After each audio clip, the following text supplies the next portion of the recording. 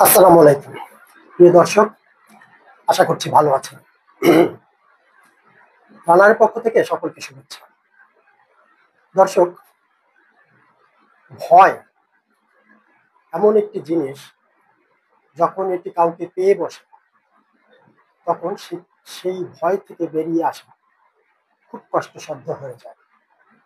এবং দেশ চালাতে গেলে, রাষ্ট্র চালাতে গেলে অবশ্যই আপনাকে সাহসী হতে হবে।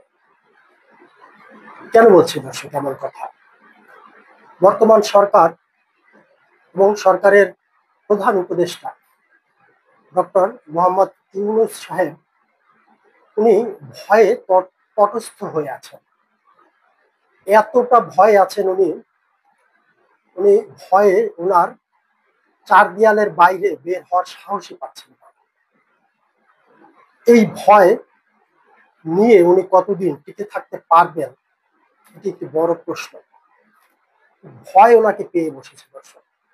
কিসের ভয়? প্রশ্ন জাগতে পারে। ভয়টি হচ্ছে আওয়ামী লীগের ভয়। উনি আওয়ামী লীগকে বর্তমানে খুবই ভয় পাচ্ছেন।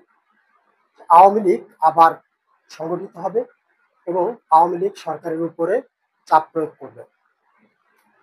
এটি হয়তো হবে, কিন্তু বর্তমান সময়ে কি এমন পরিবেশ আছে বলে আপনারা মনে করেন?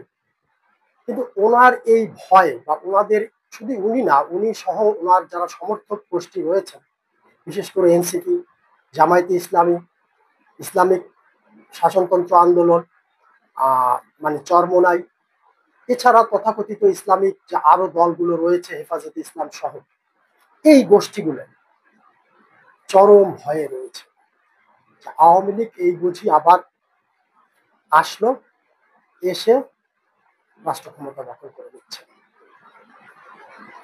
এই ওনাদের এই ভয়টি আওয়ামী লীগকে পুনর্বাসিত করবে, অবধারিত ভাবে করবে। কারণ আওয়ামী লীগ হচ্ছে পোর খাওয়া একটি রাজনৈতিক দল, যাদের রয়েছে সুদূর প্রসারী ঐতিহাসিক পটভূমি। বাংলাদেশের সব থেকে প্রাচীনতম দলের একটি, সর্ববৃহৎ দলের একটি, এবং অনেকগুলো ঐতিহাসিক আন্দোলনে নেতৃত্ব দেওয়ার ভূমিকা।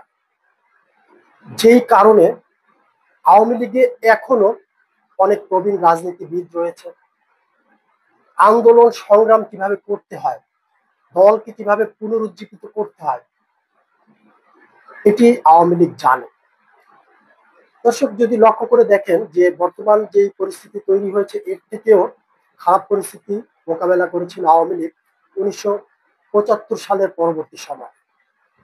যদিও তখনকার বঙ্গবন্ধু সরকারকে হটানো হয়েছিল, বঙ্গবন্ধুকে সপরিবারে নির্মমভাবে হত্যা করার মধ্যে দিয়ে, কিন্তু বর্তমানের সাথে পার্থক্য হচ্ছে গণ আন্দোলনের মুখে, গণ অভ্যুত্থানের মুখে সরকারের প্রধানকে পদত্যাগ করে তাকে দেশ ছাড়তে হয়েছে। এই জায়গাটাতে একটি বড় পার্থক্য রয়েছে, যার জন্য মানসিকভাবে আওয়ামী লীগ পূর্বের থেকে অনেক দুর্বল অবস্থানে রয়েছে। যেখানে এই দুর্বলতাকে কাজে লাগানোর কথা ছিল বর্তমান রাজনৈতিক দলগুলোকে এবং সরকারকে।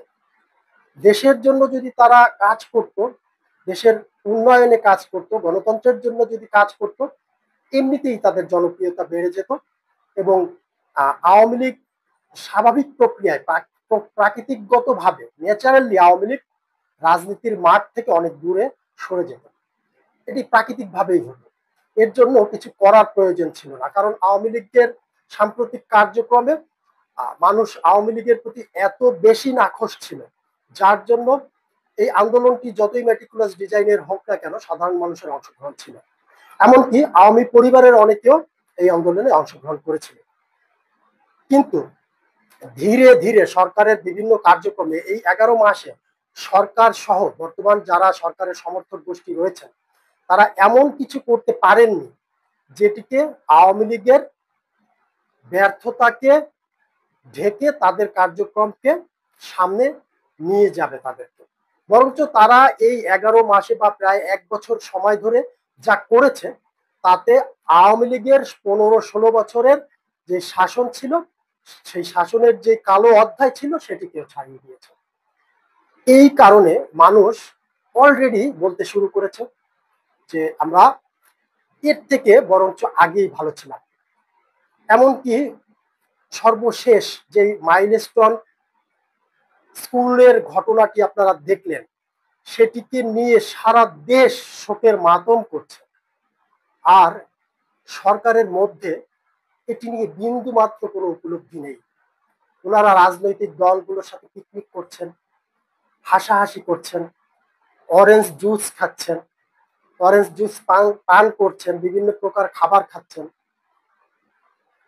খুব কষ্ট হয় দর্শক, অরেঞ্জ জুসের জায়গায় বোধহয় রেড ওয়াইন বা শ্যাম্পেন এই জাতীয় কিছু থাকলে আরো ভালো হতো, খুব উদযাপন করতে পারতেন।